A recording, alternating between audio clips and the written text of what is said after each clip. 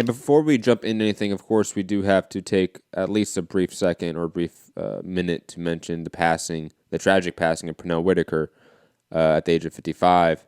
Um, I mean, one of the best defensive boxers of all time, period. Like full stop. Like there's really nothing you need to add to that. A guy that was probably robbed of at least one, if not two, significant wins that would absolutely have changed his legacy, being the Chavez fight and the Oscar De La Hoya fight.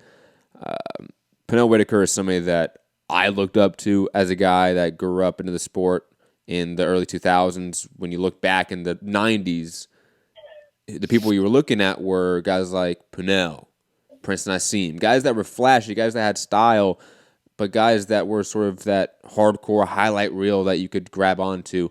So Pernell Whitaker's passing is tough, I think, for the entire community, the entire industry, of course. Prayers to his family. Rest in peace to Pernell Whitaker. Just want to at least take this brief moment to mention that because he is a legend in all intents and purposes. Rob, any quick words about Pernell Whitaker? Yeah, I mean, I want to say, I've obviously seen Pernell fights and stuff, not like a whole, huge range of it, but I mean, there's clips out there right now. I mean, for me, what stood out is Oscar De La Hoya trying to land on in one of the rounds, and I think the bell goes, and Pernell sort of, as if like doing the shimmy. Yeah. Just like he got his groove on, man. It's just insane. De La Hoya's literally trying to take his head off, and just does not come close. And he's like the Matrix. It's just insane. Yeah, really, real sad, and a horrible way to go for a champ.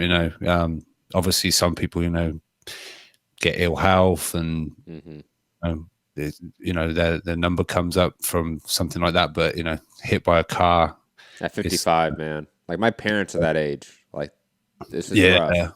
It's rough. And on top of that, he was supposed to be in Vegas as part of like some PBC like fan meet and greet stuff. This weekend for Pacquiao Thurman, and anyone that's met Pernell Whitaker or seen him at events knows how much he loves going to events and being with the fans, and it's just sad, man. It's really depressing. Obviously we have a lot of fun topics to get to, but this is unfortunately a depressing topic to start the show with. But it's deserved because I want to brief mention this. Pernell is one of those guys that never got a lot of shine in his career. For sure. Yeah. He was a guy that went under the radar. Kind of a hardcore darling. Really. Absolutely. He was never a star. And when guys like that unfortunately pass away, it's our duty to sort of keep their name, keep their legacy mentioned, because those guys, unfortunately, are quick to sort of get forgotten, unfortunately, with time passing. So never forget Pernell Whitaker. He gave us amazing fights, had an amazing career. Even though we did not properly give him the respect and due during his career, we should do that now, even if it's too late. Yeah, I mean, the reaction from the boxing world and like all fighters, everyone's come out. Social media has been just everyone just like shocked and saddened, and everyone giving their, this guy was in my all-time pound for pound list. This guy was the greatest defensive fighter. Floyd come out and said what he wanted to say.